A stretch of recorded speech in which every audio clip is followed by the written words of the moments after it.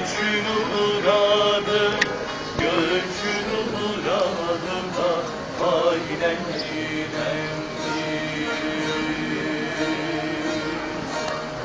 Aşktan ayrılıp halim yamandır, adettir aşık, halim öyle olur.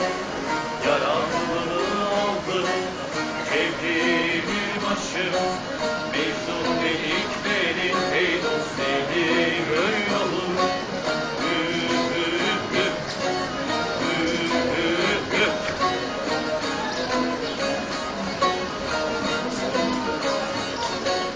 Dost dedim kültürüm, hep benden çıkarım, hasretin ateşi sinemi yakarım, gözlerinden yaş eline kan atarım.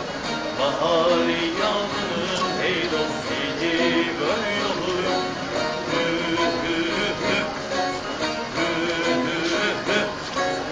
Mülayim olanlar Ali, Ali, Ali, Ali, Ali, Ali, Ali, Ali. Usuna ermez, ihtimal olalım, aşığa kıymaz, yanına yaklaşanı, ufkuna doymaz. Bir de siyahlanır, hey güdüm öyle olur.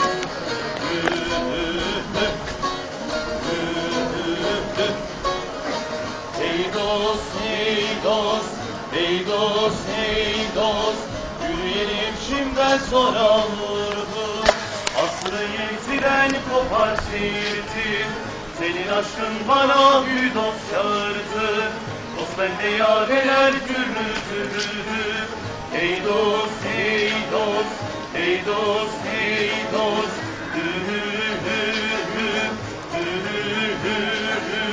nedir erkek keramet canım haydarım, benim derdim dermanım haydarım. Asıl kudretlerim sende hayandır, velayet mülkün sultanım haydarım. Hey dost, hey dost, hey dost, hey dost,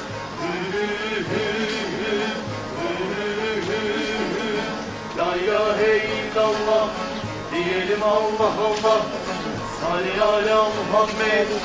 Hey dost, hey dost, hey dost, hey dost.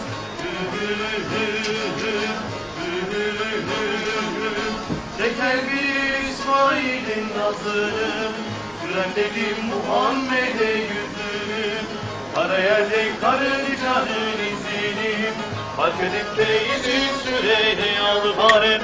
Hey dost, hey dost, hey dost, hey dost.